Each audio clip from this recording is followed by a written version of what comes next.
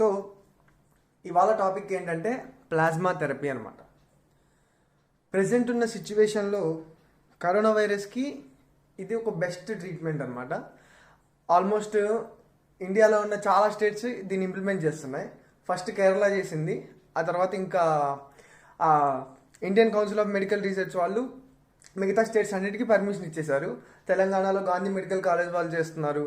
అట్లానే ఢిల్లీలో ఆల్రెడీ ఒక కేసు సక్సెస్ అయింది ఈ ప్లాస్మా థెరపీ మీద, ఈ ప్లాస్మా థెరపీ చేయడం వల్ల. సో ఇప్పుడు ప్లాస్మా థెరపీ అంటే ఏంటి అసలు? ప్లాస్మా అనేది బ్లడ్ కంపోనెంట్ అనమాట. బ్లడ్ని మనం బ్లడ్లో యాక్చువల్లీ 2 కంపోనెంట్స్ ఉంటాయి. ఏంటంటే ఒకటి ప్లాస్మా, రెండోది బ్లడ్ సెల్స్. ఈ బ్లడ్ సెల్స్లో ఏముంటాయంటే RBC red blood cells, WBC white blood cells, అలానే ప్లేట్లెట్స్. ఇంకా మిగిలిందంతా ప్లాస్మా అనమాట. ఆల్మోస్ట్ బ్లడ్లో 55% ప్లాస్మా ఉంటుంది. ఈ ప్లాస్మా కన్సిస్ట్ ఆఫ్, అసలు ఈ ప్లాస్మాలో ఏముంటాయి? ప్రోటీన్స్ ఉంటాయి 2. ప్రోటీన్స్లో కూడా ఏంటి అంటే గ్లోబ్యులిన్స్ అనమాట. అలానే ఎలక్ట్రోలైట్స్ ఉంటాయి. ఎలక్ట్రోలైట్స్ అంటే సోడియం, పొటాషియం, కాల్షియం ఇలాంటివి ప్లాస్మాలోనే ఉంటాయి. ఆక్సిజన్ ఉంటుంది, కార్బన్ డైఆక్సైడ్ ఉంటుంది. అలానే ప్లాస్మాలో మెయిన్ కాన్స్టిట్యూయెంట్ ఏంటంటే వాటర్.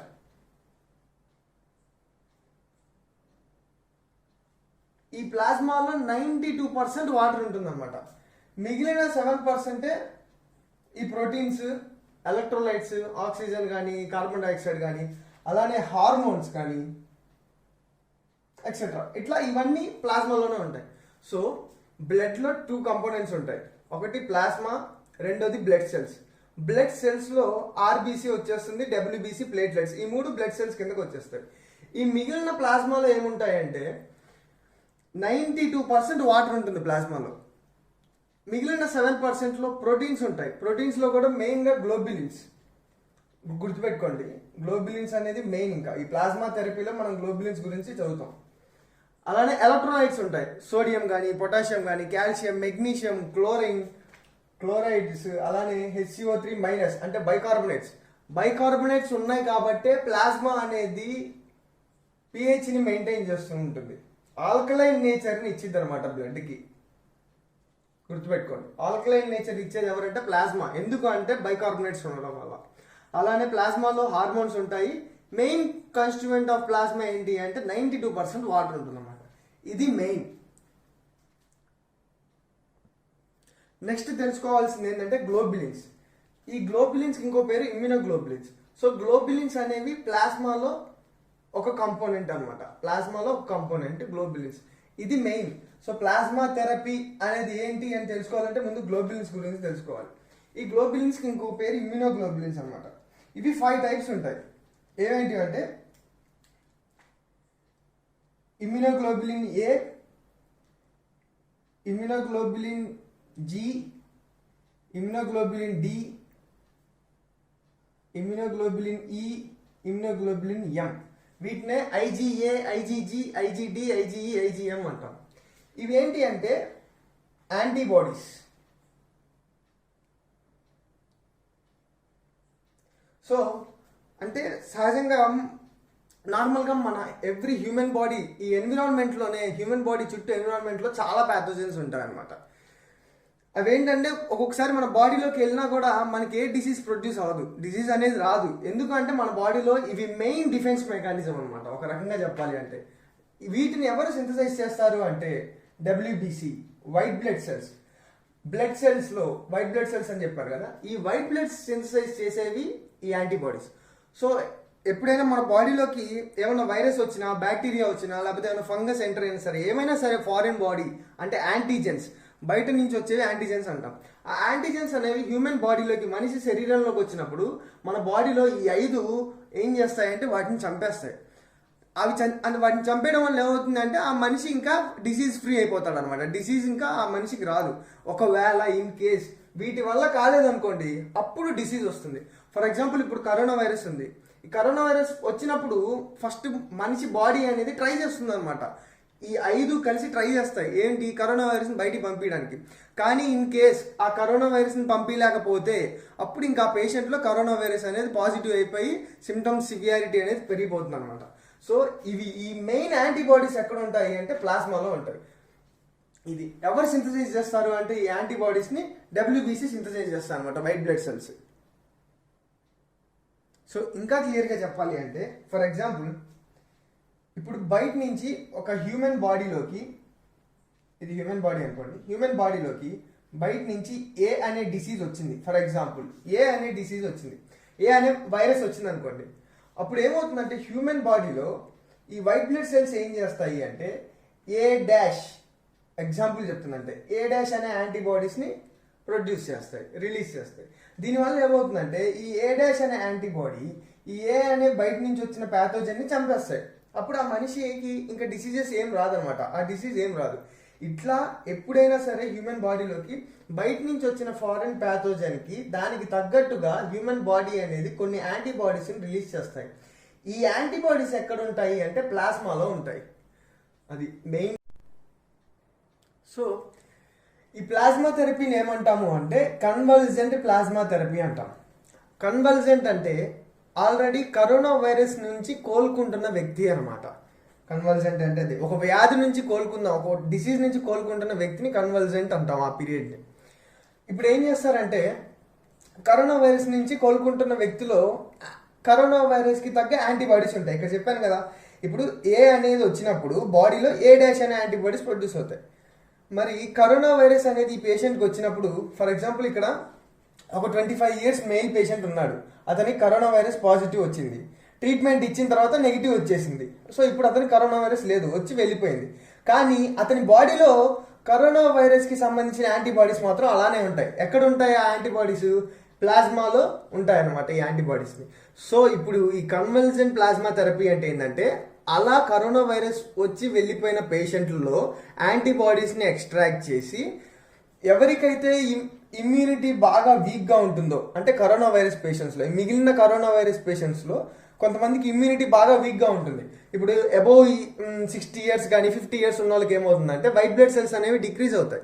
వైట్ బ్లడ్ సెల్స్ అనేవి తగ్గడం వల్ల ఆబ్వియస్లీ యాంటీబాడీస్ అనేవి ప్రొడ్యూస్ అవ్వవు. సో వాళ్ళకి ఏంటి అంటే ఇమ్యూనిటీ అంటే రోగ నిరోధక శక్తి అనేది తక్కువ ఉంటుంది. అలాంటి పేషెంట్స్కి ఇస్తారనమాట. దానివల్ల ఏంటి అంటే వాళ్ళ లైఫ్ సేవ్ చేయొచ్చు అనమాట ఈజీగా, వాళ్ళు చనిపోకుండా కాపాడచ్చు మనం. ఇది మెయిన్. సో కన్వల్జెంట్ ప్లాస్మా థెరపీ అంటే కరోనా వైరస్ నుంచి కోలుకున్న పేషెంట్ నుండి ప్లాస్మా తీసుకొని బాగా సివియర్గా బాధపడుతున్న పేషెంట్కి ఇస్తారనమాట. ఇప్పుడు ఏం చేయాలి, మరి ప్లాస్మా కావాలి. సో ప్లాస్మాని ఎలా సపరేట్ చేస్తారు అంటే దాన్ని ఏమంటాము అంటే ప్లాస్మా ఫెరసిస్ అంటాం. ప్లాస్మా ఫెరసిస్ అంటే బ్లడ్లో నుంచి ప్లాస్మాని సపరేట్ చేయడానికి ప్లాస్మా ఫెరసిస్ అంటాం. మరి ఒక పేషెంట్లో ఎంత ప్లాస్మాని తీసుకోవచ్చు అంటే మ్యాక్సిమం 400 ml అనమాట. For example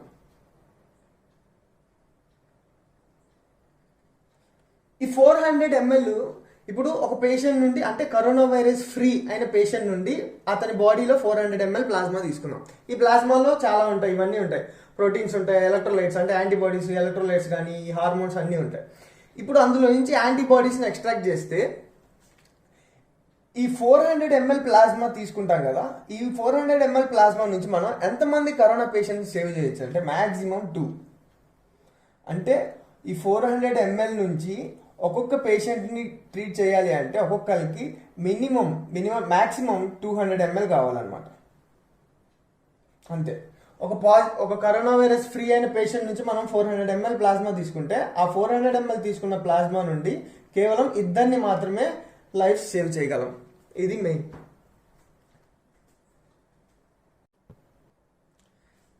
so plasma donors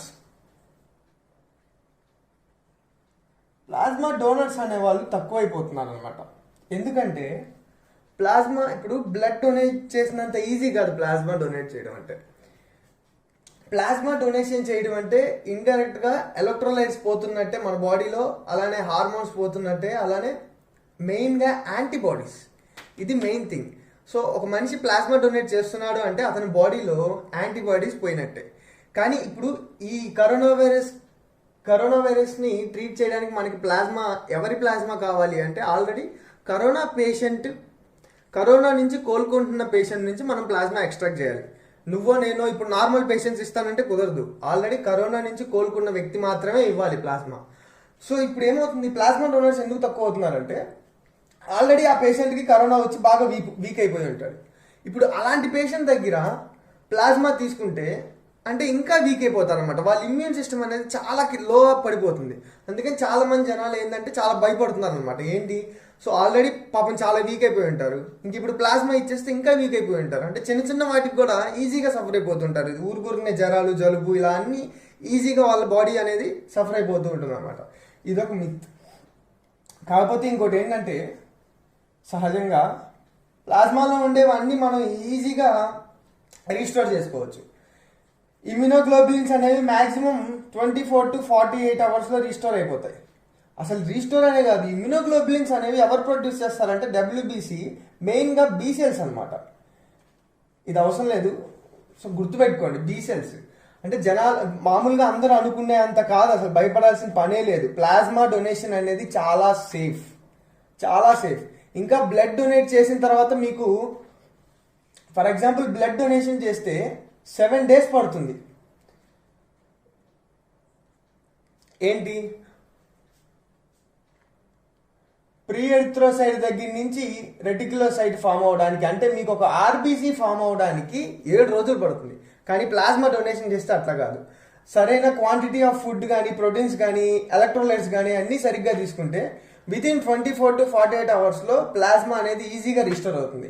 బ్లడ్డే నన్ను అడిగితే చాలా లేట్గా రిస్టోర్ అవుతుంది అన్నమాట. 7 days పడుతుంది ఒక ఆర్బీసీ మాలిక్యూల్ ఫామ్ అవ్వాలి అంటే. నెక్స్ట్ ఏంటి అంటే అసలు ప్లాస్మా థెరపీని ఫస్ట్ కనిపెట్టింది ఎవరు?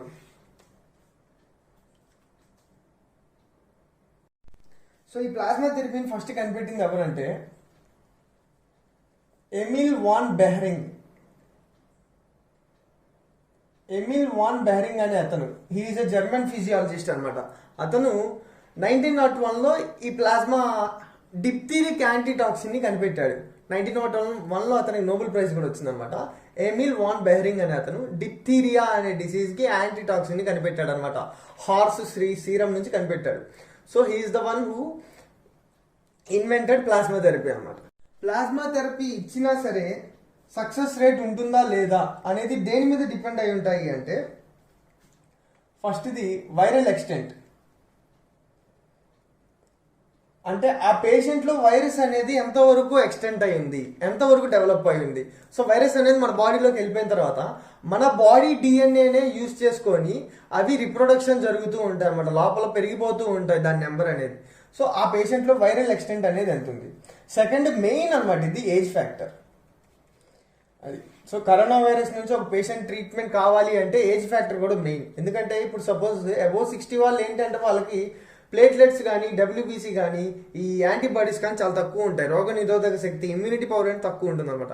అందుకనే ఎక్కువ ఇలాంటి డిసీజెస్లో, పాండమిక్ డిసీజెస్లో ఏంటంటే అబోవ్ ఏజ్ ఉన్నోళ్ళు 60 అలా అబోవ్ ఏజ్ ఉన్నోళ్ళు, ఇమ్యూనిటీ తక్కువ ఉన్నోళ్ళు ఎక్కువ మోర్టాలిటీ రేట్ ఎక్కువ ఉంటుంది అనమాట. డెత్ రేట్ అనేది ఎక్కువ ఉంటుంది. ఇఫ్ ఇన్ కేస్ ఈ ప్లాస్మా థెరపీ కాకుండా ఇంకా ఏంటి, ఇంకేమన్నా ట్రీట్మెంట్స్ ఇప్పుడేమన్నా ఉన్నాయా అంటే ప్రెసెంట్ రీసెర్చ్ జరుగుతుంది వ్యాక్సినేషన్. ఇది అందరికి తెలిసిందే. వ్యాక్సినేషన్కి ప్లాస్మా థెరపీకి చాలా తేడా ఉంది. ఈ రెండు ప్యాసివ్ ఇమ్యూనిటీయే, బయట నుంచి మనం తీసుకొచ్చే ఇమ్యూనిటీస్ ఈ రెండు.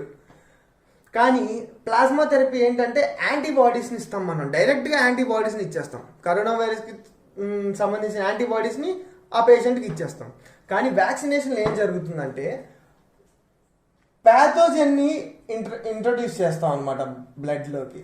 చాలా డిఫరెన్స్ ఉంది. ప్లాస్మా థెరపీలోనేమో యాంటీబాడీస్ని పంపిస్తాం.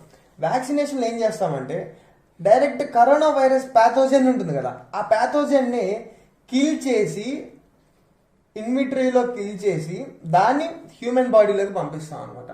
సో ప్లాస్మా థెరపీలో యాంటీబాడీస్ని పంపిస్తాం. వ్యాక్సినేషన్లో, ఇప్పుడు వ్యాక్సినేషన్ అంటే చిన్నపిల్లలకి మనం పోలియో వ్యాక్సిన్స్ ఇవన్నీ వేపిస్తాం కదా, అవన్నీ ఏంటంటే ఆ డైరెక్ట్ ప్యాథోజన్ని మనం కిల్ చేసేసి చంపేసి అప్పుడు దాన్ని హ్యూమన్ బాడీలోకి ఇంట్రడ్యూస్ చేస్తాం. అప్పుడు అలా చేయడం వల్ల ఏమవుతుందంటే హ్యూమన్ బాడీలో వీటికి సంబంధించిన యాంటీబాడీస్ అవే ప్రొడ్యూస్ మనం హ్యూమన్సే ప్రొడ్యూస్ చేసుకోగలరు అనమాట ఈజీగా.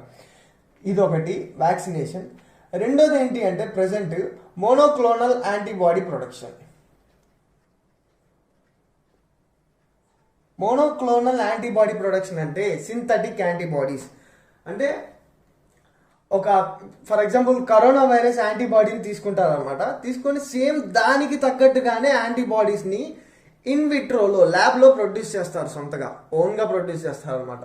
దాన్నే monoclonal antibody production or synthetic antibody production అంటారు.